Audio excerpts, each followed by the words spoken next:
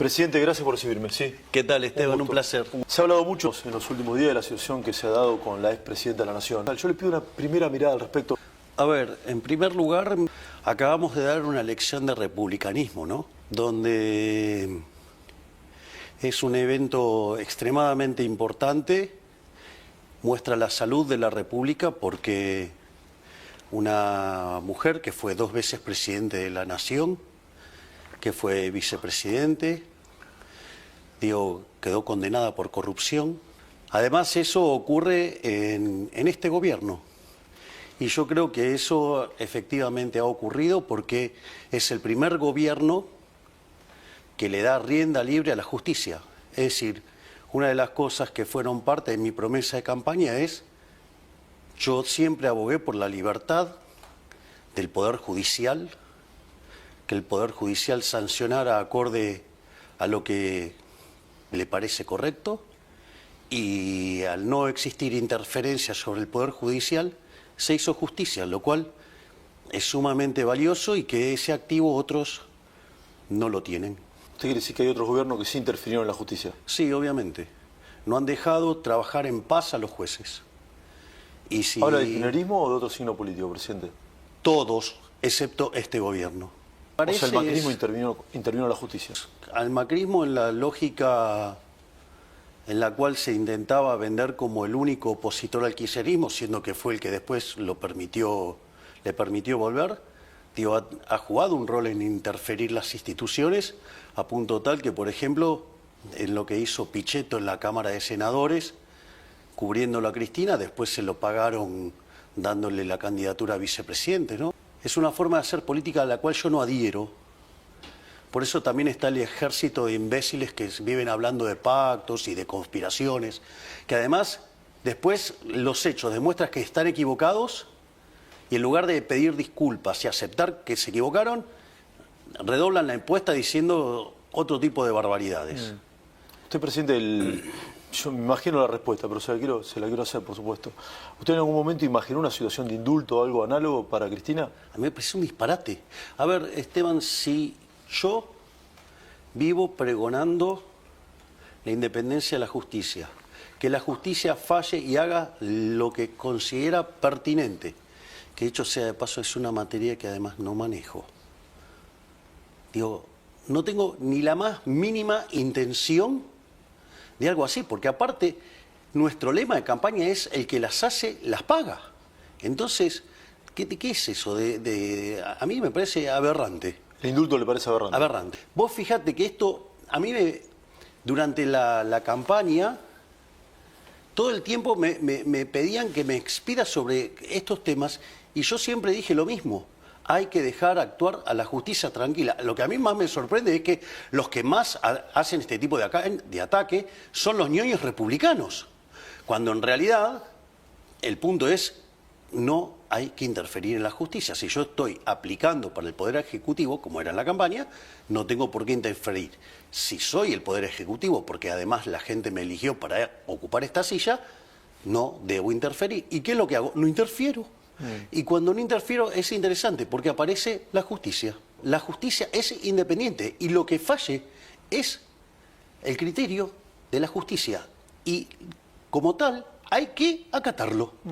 Ayer Cristina planteó algo así como que este gobierno, este modelo, dijo, se cae. ¿Este modelo se cae, presidente? Habría que ver qué es lo que ella considera se cae, digamos. Ella es parte de uno de los peores gobiernos de la historia, ¿no? Es decir, por ejemplo, durante su segundo mandato, ella logró que el PBI per cápita cayera, pero en un contexto donde Argentina, dado que tuvo los mejores términos de intercambio de la historia, debería haber crecido al 11 per cápita. Es decir, Argentina podría haber hecho una revolución durante su segundo mandato y sin embargo no lo hizo. Además fue parte del desastroso y inmundo gobierno de Alberto Fernández, que entre otras cosas además nos encerraron a todos, ¿no? Pero se fueron con una inflación que viajaba a más del 1% diario. De hecho, la inflación mayorista de diciembre había sido del 54,5%. Eso anualizado daba 17.000 y además, o sea, en términos de economía es profundamente ignorante. Por ejemplo, la inflación es el mejor síntoma de que la economía está enferma, por decirlo de alguna manera. Y nosotros, no solo que el otro día en lo que es el IPC dio 1,5%, quiere decir que hoy la inflación en Argentina, de venir viajando a niveles estratosféricos que podían haber derivado en una hiperinflación, o si lo tomás de los máximos que tomó, en torno del 300% en consumidor o casi 400% en mayoristas, lo que vos tenés es que pasaste a una tasa de 1,5 mensual, es 20% anual. En consumidor, si lo tomás en mayorista, que siempre digo que es un mejor indicador porque va adelantado, dio deflación. Menos 0,3. Menos 0,3. Vos sabés que para ir a buscar un dato en situaciones normales, porque tenés una observación que dio eso durante la pandemia, que eso es una situación muy especial porque frente al pánico que se generó una fuerte retracción de la demanda agregada, digamos, se generó además también un profundo aumento de la demanda de dinero. Entonces, en el primer mes de la pandemia, frente a ese terror, evidentemente, digamos, los precios cayeron también, pero si no tenés que ir a buscar un dato de esas características al 2008, o sea, te tenés que retrotraer 17 años. Es decir, hoy Argentina, digamos, viaja en deflación. Entonces, bueno, eso desde mi punto de vista es una muestra de la fortaleza del programa económico. Además, es interesante porque no solo que estaban dadas las condiciones para que haya una hiperinflación, ¿no? Porque pensá que teníamos deuda en el Banco Central, digamos en pesos, venciendo un día, que eran equivalente a 4 bases monetarias, o sea, en un día podías quintuplicar la cantidad de dinero. Tenías deuda en peso venciendo por el equivalente a 90.000 millones de dólares, que en ese momento eran equivalente a 8 o 9 bases monetarias. Además teníamos un sobrante monetario peor que el que había en la previa del Rodrigazo, que implicó sextuplicar la tasa de inflación, o sea, con lo cual se hubiera multiplicado por 12 como si nada. Además tenías reservas internacionales netas negativas, el acuerdo con el fondo caído, tenías además la deuda de la CIRA por 45.000 millones de dólares. Por lo tanto, la situación, y además tenías indicadores sociales que eran peores que los del 2001. Con lo cual estaba todo dado para tener la peor crisis de la historia. Entonces, si vos te fijás, nosotros tenemos este tremendo logro en materia inflacionaria que está siendo reconocido por todo el mundo. Hoy en el mundo se habla del milagro argentino. Nosotros lo logramos sin que hubiera una hiperinflación previa, sin una expropiación, no sé, tipo plan Bonex. Nosotros no expropiamos a nadie, lo hicimos todo, lo hicimos a mercado. No fijamos el tipo de cambio, que es una forma de acelerar la baja de la inflación de manera artificial. Lo hicimos sin controlar precios y además lo estamos haciendo mucho más rápido que la convertibilidad. Vos fíjate que hay un trabajo de Gerardo de la Paulera, Bossoli e Irigoyen que se llama Passing the Buck y toma lo que se llama el índice de presión macroeconómica y demuestra que el mejor gobierno de la historia había sido el primer gobierno de Menem. Parados hoy, nosotros tenemos una baja de la inflación mucho más profunda que la de la convertibilidad y hecha de manera genuina, y al mismo tiempo no solo eso, sino que hoy ya llevamos 25 veces más de reformas que las que hizo Menem. Por lo tanto, somos el mejor gobierno de la historia. Y después vos me habías preguntado otra cosa, que es ¿cómo estamos? Mirá, lo primero es, nosotros primero dijeron que no íbamos a poder estabilizar. Cuando empezamos a estabilizar, empezaron a decir que íbamos a hundir a la economía en una gran depresión. Ajustes de la mitad del que hicimos nosotros ajustamos 15 puntos del PBI, generaron caídas de por lo menos, o sea, ajustes de la mitad, caídas de 15% del PBI. Dijeron que nos íbamos a hundir en una gran depresión, después dijeron que se iba a hacer una L, que íbamos a tocar un piso y no levantábamos más, después empezaron con la pipita de Nike suave, después la pipita de Nike. ¿Cómo terminó el año pasado? Cuando tomamos el EMAE, que es el indicador, el estimador mensual de la actividad económica, en términos mensuales desestacionalizado, diciembre contra diciembre subió 6%. Cuando yo miro el PBI del primer trimestre, subió 6%. Cuando miro el PBI del segundo trimestre, lo está haciendo al 8%. Cuando miro la cantidad de pobres, primero sinceramos, nos fuimos a 57%, porque básicamente lo que hubo que hacer era sincerar la macro. O sea, no es que no estaban esos pobres, en realidad estaban ocultos detrás de los controles de precios y distintas, digamos, cuestiones metodológicas en términos estadísticos. Entonces, cuando vos lo sinceraste, bueno, se fue a 57%. Bueno, hoy está en 35%. ¿Qué quiere decir? Que bajamos 22 puntos porcentuales de la pobreza. Sacamos a más de 10 millones de personas de la pobreza. No solo eso, tenías 2 de cada 3 chicos pobres, hoy tenés 1 de cada 2. Entonces, digo, las mejores están... Es más, el salario real... O sea, los salarios respecto a los precios vienen mejorando desde hace 12 meses. Estamos en récord de puestos de trabajo. Por lo tanto, está funcionando. Lo que pasa que hay que entender es que nosotros venimos de un desastre.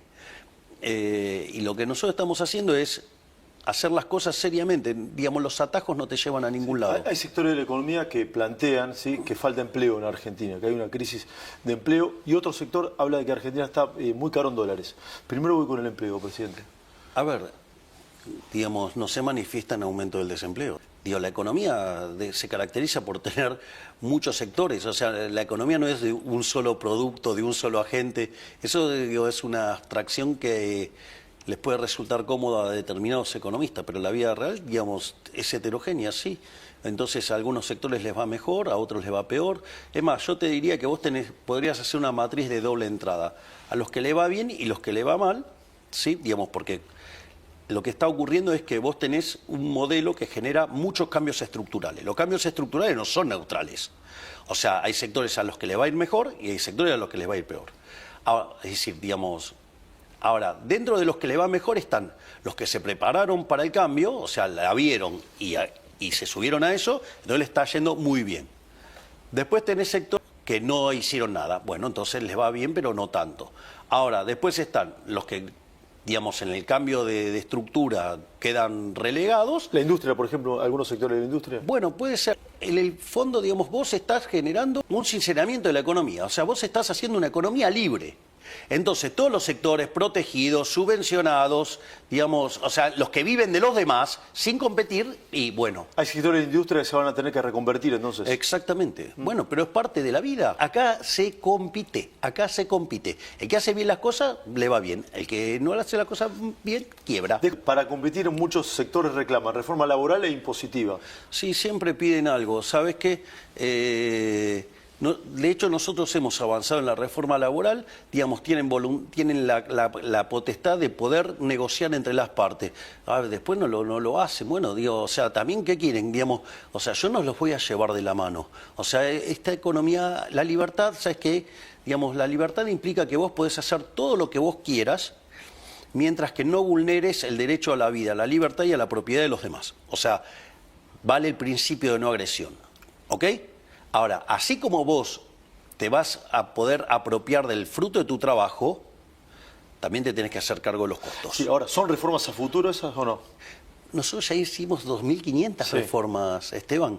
Es decir, ahora, ¿que vamos a seguir? Sí, no tengas duda. Nosotros vamos a seguir haciendo reformas hasta convertirnos en el país más libre del planeta Tierra. Pero también... digo, tenemos que pasarlas por el Congreso, para algunas reformas tengo músculo, para otras no. Entonces, bueno, o sea, de vuelta, no, digo, las cosas no son instantáneas. Ahora, el punto, y después también lo que veo es que, no sé, tenés que hacer, por decir algo, 1000 reformas, hiciste 999 y lo importante es la que falta siempre. ¿A los gobiernos no peronistas se le exige más? Eso no tengas duda. ¿Hay una vara distinta para medir al gobierno peronista y al no peronista? Definitivamente. Sí. Recién le planteaba lo del dólar. ¿Argentina está caro en dólares? ¿El tipo de cambio está intervenido? No, hay bandas. Flota. Flota. Ok, ¿no? Sí. Te diría Josovich, sí, ¿no? sí. Flota. Más... ¿Cómo es que está caro? Si el tipo de cambio es libre. El tipo de cambio es libre. Es decir, no se puede ser tan arrogante. Mira, vos para saber cuál es el vector de precios de equilibrio de una economía, vos deberías conocer las preferencias de los agentes de la economía, o sea, pasados, presente y futuro. Deberías conocer la tecnología, pasada, presente, futura. deberías conocer cómo evoluciona la población y, digamos, cómo evolucionan las preferencias de esa población, deberías conocer básicamente las dotaciones de la economía, la cual encima, además, con los descubrimientos va cambiando. Sí, fluctuante, claro. Bien, exacto. Entonces, ¿qué quiere decir esto? Que vos para saber todo eso deberías ser omnisciente, omnipresente y omnipotente. O sea, ¿qué quiere decir esto? No hay manera, ¿sí?, de que vos conozcas el vector de precio de equilibrio. Lo que hemos descubierto es que el proceso de orden espontáneo del mercado permite que cada uno aporte su información en sus decisiones de compra y de venta, y eso hace que el sistema genere el mejor resultado posible. Pero, digamos, nadie conoce ese vector. Con lo cual, lo primero que te diría es, los que están diciendo que está caro, digo, yo lo primero que le preguntaría es, che, ¿vos conocés el vector de precio de equilibrio de toda la economía? Si te dice que sí, sabes que es un chanta. El segundo punto es, che, si flota y es libre el tipo de cambio, digo, ¿quién sos vos para hacer un juicio de valor? ¿Qué es lo que me estás diciendo? Que todo el conjunto de individuos que participan en el mercado, o sea, tanto local como internacional, están todos equivocados y el único que sabe lo que es sos vos. O sea, y después, fíjate esto, una cosa es el que opina, otra cosa es el que pone el bolsillo. Vos fíjate cómo los economistas le viven errando todo el tiempo a las previsiones de inflación y siempre el mercado está mucho más cerca, digamos, por lo que las tasas de inflación implícita en los precios de los bonos. ¿Qué quiere decir esto? La característica de este gobierno es un gobierno que toma decisiones. Y hay muchos que viven de opinólogos. Y la verdad que viven pifiándole, ¿no? Hay un sector de economistas de una fundación vinculada con el macrismo, con el PRO, que plantea tres grandes escenarios. Inversiones que no llegaron, una situación de empleo y una situación de empleo compleja, entre otras críticas. No sé si lo leyó o lo vio. Bueno, yo preguntaría, ¿en qué privatizaciones avanzaron durante el gobierno de Macri? Porque de hecho ni siquiera lo postulaban como, no sé, me acuerdo, digamos, reportaje Marcos Peña y Esteban Bullrich diciendo no, que ellos abogaban por una aerolínea argentina pública y eficiente. Yo les recuerdo es que yo mandé todo un conjunto de empresas para privatizar y que el Congreso, de las casi 50 que me mandé, 6, ¿no? Sí, 11, y parte es parcial, con lo cual, digamos, o sea, nadie quiere estar de socio del Estado argentino. Y sin embargo nosotros tomamos Aerolíneas Argentinas, digamos, no nos dejaron ponerla para privatización, y a diferencia de todo lo que hicieron los demás, después de 18 años hemos logrado que genere ganancia. Y lo mismo hicimos con YPF, o sea, son los tipos que hablan de la República y que cuando tuvieron, digamos, que estar en el poder, digamos, o sea, digamos, las instituciones las dejaron de adorno y los comentaristas políticos bien que se hacían los tontos. Pero a lo que voy es, porque la primera reflexión es la estabilización no es suficiente. Bueno, lo primero que te diría es, ustedes no lograron estabilizar la economía, yo sí. Ustedes no lograron el superávit fiscal, lo amplificaron, ¿sí?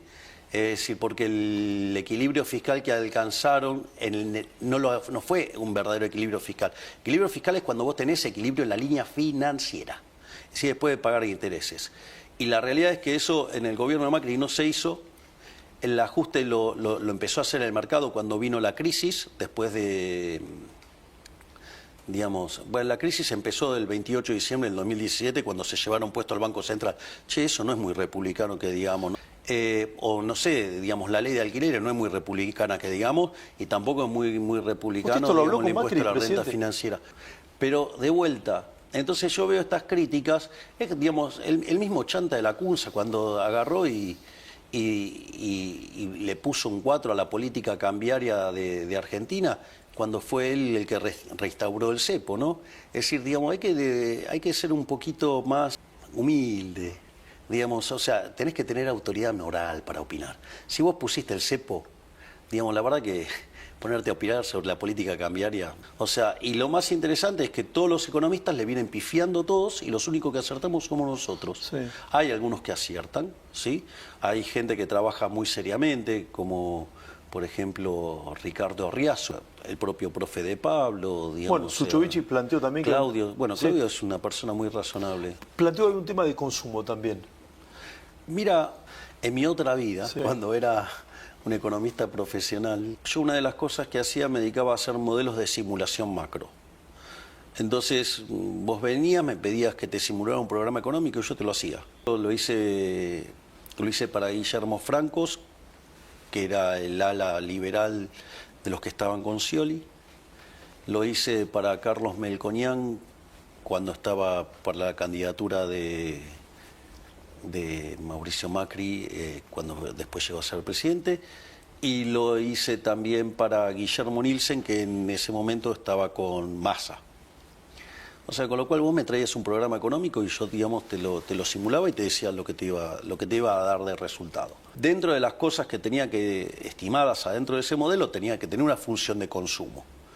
Una de las cosas que pasaba con la función de consumo es que yo traté de ver cómo funcionaba con las ventas de supermercado y las ventas de shopping. Bueno, no da nada, nada. Econométricamente no da nada. Igual el último dato de supermercado dio 9 arriba y shopping dio casi 20 arriba. Yo tengo una pregunta. ¿Vos te crees que el tipo que produce es un imbécil y que produce para tener guardado inventarios, que eso lo que hace es bajarte el retorno? Porque cuando el retorno de una compañía es margen por rotación. Dados los márgenes, si vos le bajás la rotación, vas a ganar menos plata. ¿Vos te crees que los empresarios se dedican a perder plata? Entonces, ¿cómo es que sube la producción si no tienen consumo? Primer punto, digamos, por favor, digamos, o sea, pero claro, tienen menos calle que Venecia estos idiotas. Ese es el primer punto. El segundo punto es, cuando vos haces la estimación del consumo, sale por residuo, es decir, vos tenés una estimación de la producción, tenés de las importaciones, tenés de las exportaciones, tenés la inversión, tenés el gasto público y sacás por diferencia el consumo. Entonces, ahora cuando vengan las cuentas nacionales y salga el consumo, vamos a ver si el consumo está subiendo o no. O sea, con lo cual, digamos, le hago un desafío así abierto a todos estos econochantas. Y te voy a decir algo, el problema es que cambió la metodología bajo la cual la gente consume.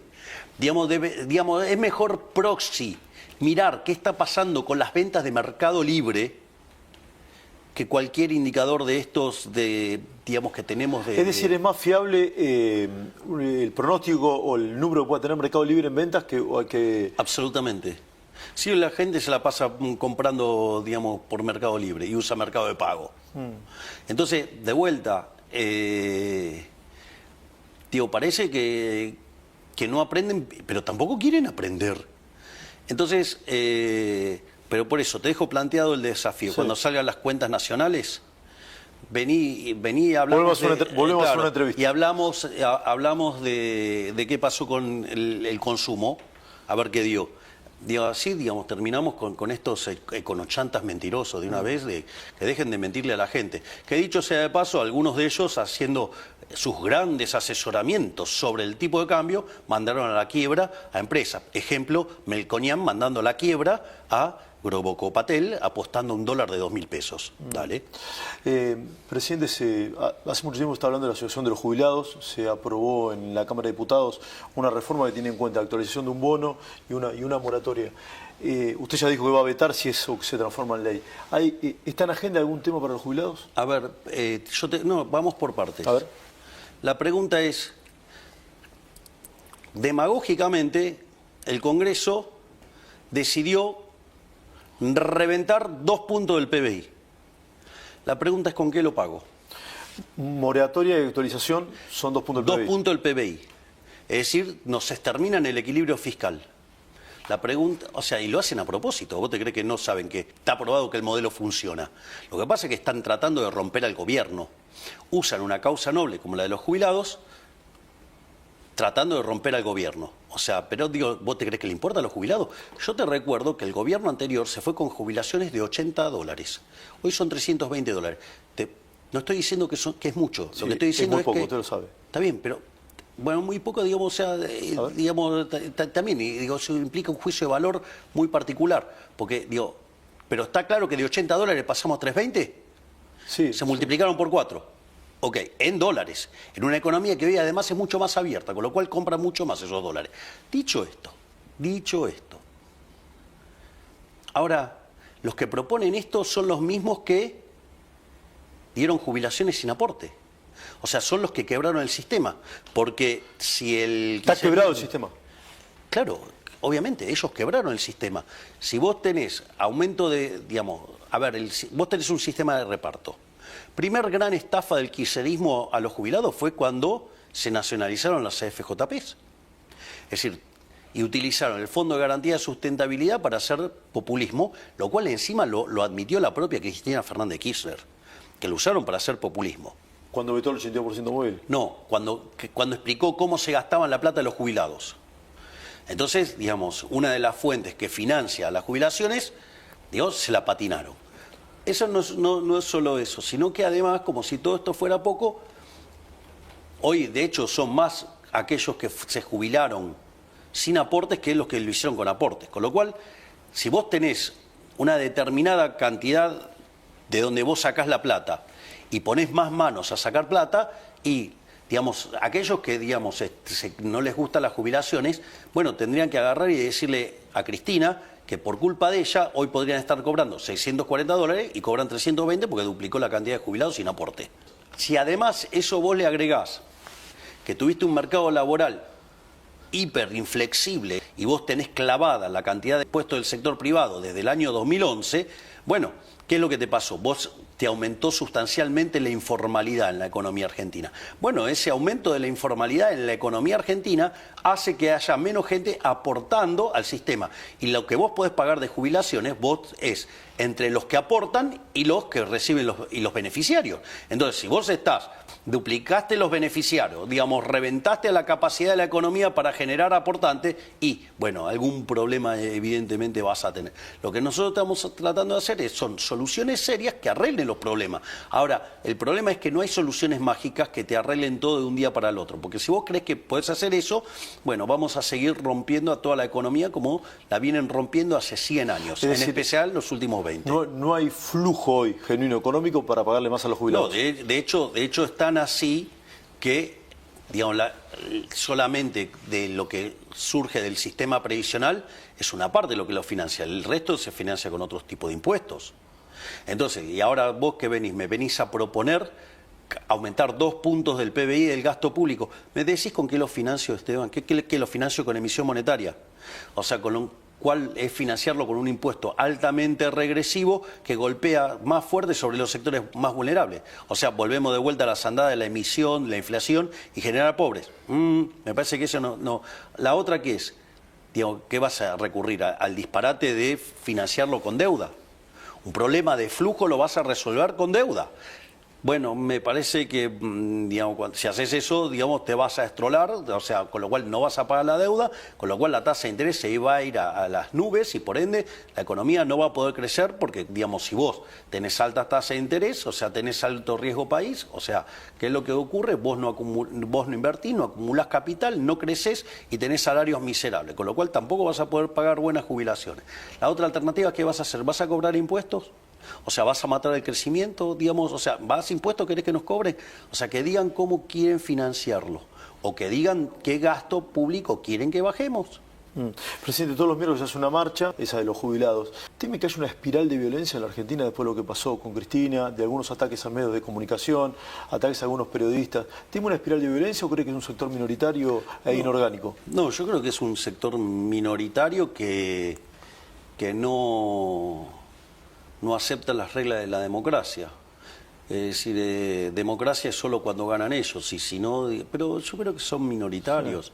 O sea, no son una mayoría. Y además cada vez esas expresiones son más chiquitas, ¿no? Cuando uno ve cómo está evolucionando la cantidad de la convocatoria en las distintas marchas, es decir, el ritmo en el cual se viene cayendo la participación es verdaderamente grosera, porque yo creo que tarde o temprano la gente va a entender lo siniestro y nefasto que son la gran mayoría de los políticos argentinos, que detrás de, digamos, que esconden los curros detrás de causas nobles. Es decir, esconden los curros detrás de sectores muy sensibles. Digo, ya lo hicieron con la educación, ¿no? O sea, detrás de la educación esconden sus curros. Entonces, cuando vos vas a atacar los curros, pedís auditoría, te dicen que vos estás atacando la educación. No estás atacando la educación, estás atacando a los chorros que viven de robarse la plata de la educación. Esto es todo igual. O sea, yo creo que la gente, afortunadamente, está madurando y le está sacando la ficha a los políticos, le está se están dando cuenta del tipo de delincuentes que son. Yo la marcha de ayer, ¿sabés cómo la vi? Como un partido homenaje. Cuando se retira un jugador de fútbol, ¿viste que le hacen un partido homenaje? Sí. Bueno, lo vi así, digamos, toda la gente fue a despedir a la señora Kirchner porque está inhabilitada de manera perpetua de ejercer cargos públicos. Los homenajes generalmente son a buenos jugadores. En este caso, que ahora fueron a despedir a otro medio patadura, ¿cómo sería eso? No, porque si vos te fijás a la declaración de la gente, que esto es otro de los grandes daños que hizo el kirchnerismo, que es el daño cultural, que es el daño en los valores éticos y morales de la sociedad. O sea, no cuestionaban que robaran. De hecho, les parecía bien porque había repartido el botín con ellos. Digamos, o sea, la gente no tiene por qué saber de economía. Entonces, ¿qué es lo que pasa? Digamos, porque la gente dice, bueno, yo estaba mejor. Bueno, a ver, veamos qué es yo estaba mejor. Te espoleo la respuesta, porque te comiste el capital. Y encima no te comiste tu capital, te comiste el de otro. Suponete que vos, digamos, decidís con tu familia irte de jarana a Europa. Entonces, hipotecás tu casa, prendás tu auto y tomás esos fondos y te vas de joda a Europa. Y se pasan la gran vida, la verdad que la están pasando fenómeno, o sea, se están divirtiendo y llega un momento que se empiezan a quedar sin plata. Entonces, digo, se tienen que volver porque ya no tienen, se están quedando sin combustible. Cuando vos volvés a la Argentina, ¿qué te pasa? No tenés trabajo, digo, porque te estuviste afuera, perdiste tu trabajo, no tenés ingresos y el banco te va a ejecutar la hipoteca y la prenda. Con lo cual vas a volver y se van a quedar todos en la calle. Claramente vos podrías decir, antes estabas mejor. Sí, claro, te estabas consumiendo el capital. Entonces cuando te consumís el capital, te pasa eso. Antes estaba mejor, sí, porque te consumiste el capital. Ahora, eso, digamos, en ese caso, de última, vos tomaste malas decisiones, vos pagás el costo, no pasa nada. Acá el problema es que esta gente se estaba yendo de joda por todos lados y la cuenta la pagaba el vecino. Entonces, eso además generó también la resistencia que hay contra el kirchnerismo. ¿Por qué? Porque le robaba a uno para dársela a otro y obviamente en el medio se quedaban cosas, el auténtico, el que reparte se queda con la mejor parte. Todo pareciera indicar eso. Entonces, o al menos la justicia dijo eso. Entonces, dicho esto, por eso la gente siente que estaba mejor, pero hay que explicarle. Ahora, ¿qué es lo que pasa? Vos te comiste el capital. Al comerte el capital, la relación capital-trabajo de la economía baja. Al bajar la relación capital-trabajo de la economía, la productividad es menor y por ende los salarios son menores. El problema es que Argentina, digamos, es una economía que se empobrece. Ahora, hace 100 años que hace esto, donde en los años del kirchnerismo fue muchísimo más violento. Pero esto, no es nuevo. O sea, lo que pasa es que eso es lo que hay que entender, cómo devastaron la economía, descapitalizaron la economía. Es más, se vivían jactando del consumo. Bueno, jactarte del consumo implica, ¿sí?, que vos no estás ahorrando. Y si vos no ahorrás, no invertís. ¿Quién cree que es su rival político? Yo no miro la política en esos términos. O sea, a mí me llama la atención gran parte de los analistas políticos locales que parecieran vivir en la edad de piedra. O sea son neandertals. Yo no miro la política en esos términos. O sea, yo miro esto como un trabajo, Esteban. Sí. A mí me dieron un job description. Mi job description era bajar la inflación y terminar con la inseguridad. La inflación la estamos aniquilando. La inseguridad tenemos los niveles más bajos de la historia. Listo, yo estoy haciendo mi trabajo. Cuando nosotros empezamos éramos un montón de promesas. De hecho, nosotros teníamos un programa de gobierno muy ambicioso, porque no es que teníamos un gobierno que de hecho todo el mundo decía que era imposible. Bueno, nosotros no solo estamos demostrando que es posible, sino que además nosotros hoy ya, a 1 año y medio de gobierno, sobrecumplimos todas las promesas de campaña. Fíjate esto, nosotros hablamos de motosierra para el equilibrio fiscal. Nosotros creíamos que íbamos a alcanzar el déficit cero en el primer año de gobierno. Todos decían que era imposible. Sin embargo, nosotros lo conseguimos en el primer mes de gobierno. Nosotros dijimos que íbamos a ir a un caso de competencia de monedas y que eso podría generar un proceso de dolarización endógena. Bueno, eso ya está ocurriendo desde septiembre del año pasado. Bueno, liberamos el cepo, que decían que era imposible de liberar. En lo que tiene que ver en política de seguridad. Seguridad interior, o sea, el Ministerio de Seguridad, Patricia Bullrich. Tenemos los indicadores más bajos de criminalidad de la historia. O sea, estamos sobrecumplidos. En materia de defensa, ¿sí? O sea, seguridad respecto a otros países. El programa de reequipamiento que ha hecho el ministro Petri es el más grande de la historia argentina, el más grande de los últimos 50 años. ¿Sabía que hoy Argentina es la 23ª potencia militar mundial? No, no lo sabía. Pensé que no estaba ni entre los 100. ¿Qué dato, no? O sea, bueno, digo, gestión Petri. Entonces, ¿qué más, digamos, me comprometí? Me comprometí en una política internacional alineada con Occidente, donde determiné que mis dos grandes socios iban a ser Estados Unidos e Israel. Y usted mira mi política internacional, es bien consistente con eso. Sobre esto, usted varias veces manifestó la idea de ir por su reelección, ¿sí? ¿Esa idea está firme? Esa idea está, digamos, sí, digamos, si la gente lo avala. Sí. O sea, hay que pasar por las urnas. Sí. ¿Y usted qué lee de la temperatura que hay en la sociedad? Esteban, yo no tengo que mirar nada. Yo tengo que hacer mi trabajo y después lo someto a evaluación de la gente. O sea, yo no estoy en la politiquería, en a ver si chicaneo a tal político. Sí. Yo trabajo. O sea, usted no levanta el teléfono de un diputado para llamarlo por una cuestión u otra, o de un concejal, o... ¿Para qué? Entonces, para hacer política. No está en su ADN. No está en mi ADN. Ahí voy a hacer una aclaración también, porque esto es interesante. El gobierno tiene 3 líneas de acción. Tiene la gestión, tiene la política y tiene la batalla cultural.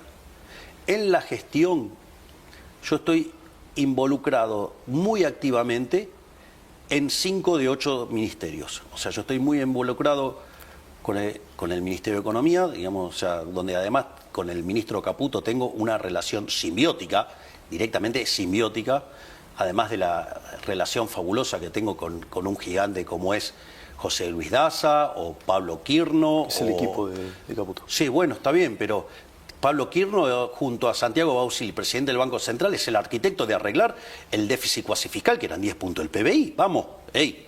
O ese gigante que tenemos de secretario, digamos, que es Guberman, ¿sí? Digamos, que se encarga de mirar los números. Sí.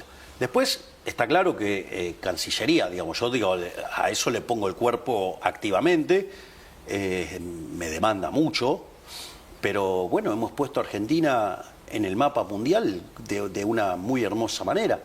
Después con otro ministerio que trabajo muy duramente es con Capital Humano, que es una de mis invenciones. O sea, el mundo admira nuestro trabajo de Capital Humano. El propio Papa, el León XIV, ha ponderado el trabajo de Sandra Petovelo y ha pedido, digamos, que interactúe con los responsables de políticas sociales del Vaticano para que, digamos, intercambien experiencias.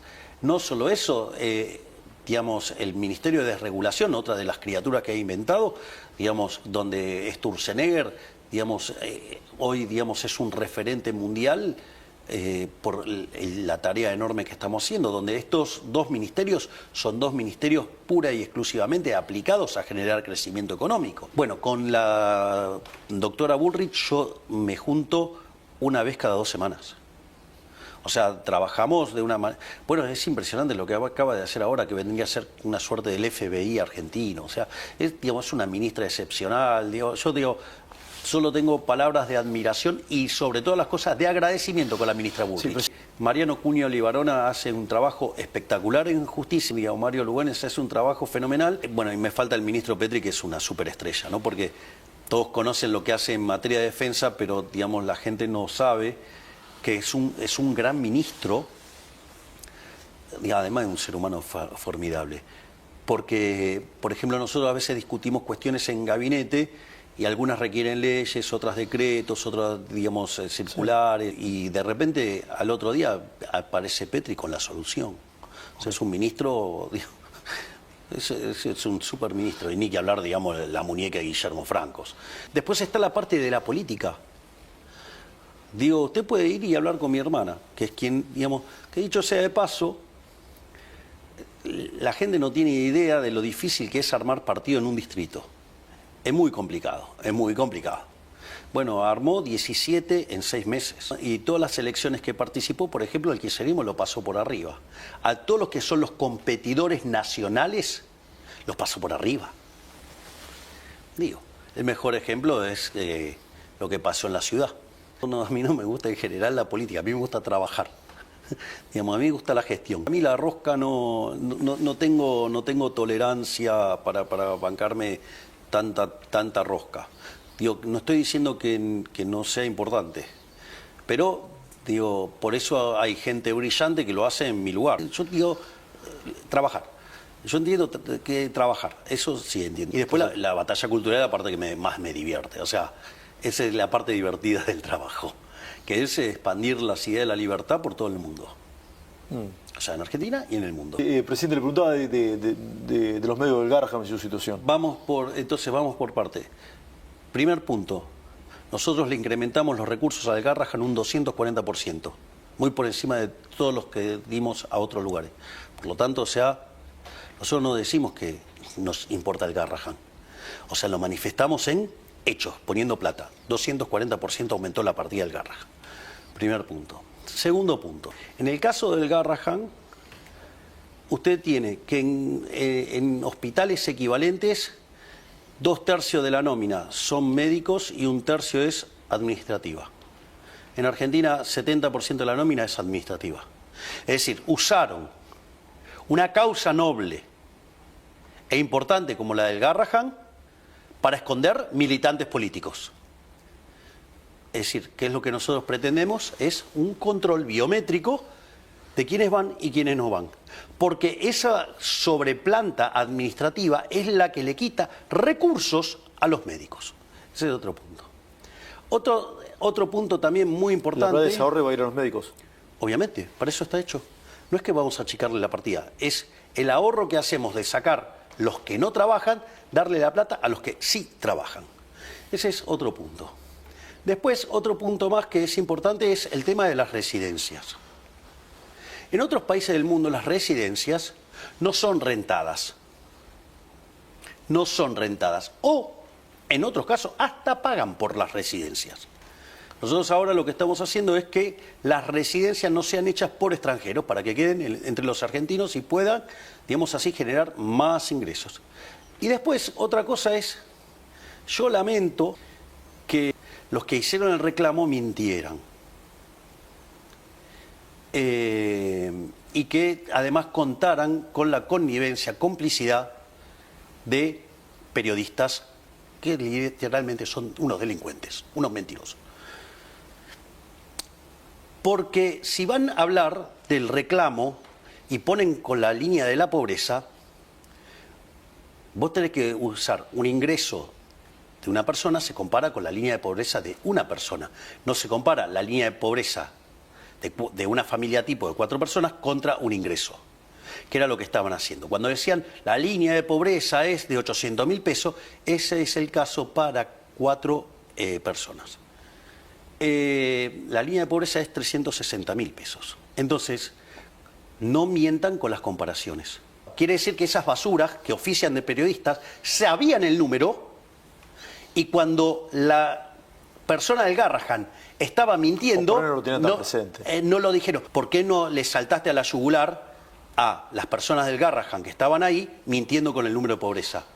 Digo, hagamos un acuerdo de que dentro de... Así como yo digo que dentro de la profesión de economía está lleno de delincuentes, ¿sí? Bueno, hagan un mea culpa de los impresentables que tienen en sus filas, vamos. Digo, mienten, calumnian, injurian, digamos, porque esos son los que ensucian al resto del periodismo. Sí, presidente, es un tema para hablar. Son el 90% aparte, digamos, los que hacen todo este tipo de aberraciones. No puedo dejar de hacer esta entrevista sin hablar de Israel. Usted volvió de aquel país, no bien se inició el bombardeo hacia los puntos estratégicos de Irán. ¿Cómo está esa situación y cómo está haciendo el gobierno? A ver, primer punto. Yo soy un aliado de Israel. Entonces, pero quiero que la gente entienda qué es lo que está pasando. Primer punto, Israel acepta que existan otros países. Eso es cierto. Irán no acepta que exista Israel. La verdad. Primer punto. O sea, digamos, usted tiene un caso de un país que quiere exterminar a otro. O sea, Irán es una teocracia que quiere exterminar al único país, a la única democracia libre de Medio Oriente. Los quiere exterminar. Entonces, digo, usted es muy difícil querer negociar con alguien que lo quiere exterminar. Primer punto. Segundo punto. Hay un elemento muy importante acá, y es que Israel, digo, está dando la batalla de Occidente. Si usted se fija, digamos, a Israel no solo lo ataca Irán, sino que también los atacan los terroristas, llámese Hezbollah, Hamas, los Houthi, sí, digamos, o sea, todos atacan a Israel. Pero al mismo tiempo Israel también es atacado por la izquierda. Esto es muy importante porque hay toda una demonización de Israel y muy especialmente de mi queridísimo amigo Benjamín Netanyahu. ¿Sí? Y voy a explicar por qué, porque esto también es de una gravedad enorme. Porque los medios mienten abiertamente. Yo le voy a explicar algo. A Israel en el fondo lo atacan por dos cuestiones. Lo atacan los teocráticos porque lo quieren hacer desaparecer. Y lo ataca la izquierda básicamente porque Israel, en el fondo, son las bases del sistema capitalista. La base moral del capitalismo es la cultura judeocristiana. Entonces, el ataque a Israel tiene que ver con derrumbar los valores de Occidente y derrumbar el capitalismo. Por eso usted va a encontrar a la izquierda aliada con la teocracia. Y por eso lo quieren exterminar a Israel. Es decir, son socios ocasionales, o sea, la izquierda, digamos, y las teocracias en contra de Israel. Uno porque lo quiere exterminar, porque no quiere que exista, y el otro porque, digamos, quiere destrozar el capitalismo.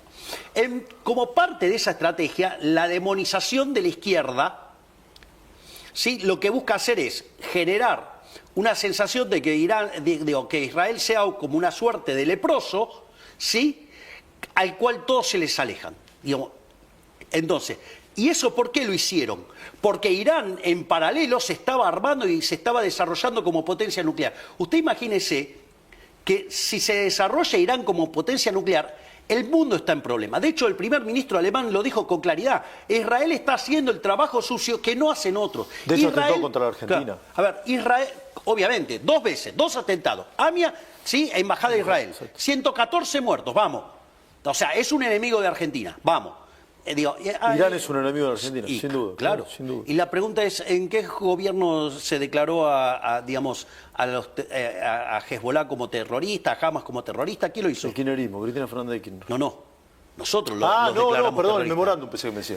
Sí, claro. Nosotros firmamos otro memorándum con Israel. Exacto. Ahora, y Cristina va a tener que ir a dar explicaciones a la justicia por el memorándum con Irán. Digamos, y no sé si nos constituye traición a la patria, porque pusieron 2 bombas en Argentina. Entonces, ahora, eso es clave. Lo que Argentina, durante su gobierno, puso en el listado de agrupaciones terroristas digamos, sí, claro, a Hezbollah y a Hamas. Ahora, pero esto no es menor. Fíjese cómo además se da la guerra. Si usted se fija, si Israel no tuviera la cúpula de hierro, hoy tendría más de 1 millón de muertos.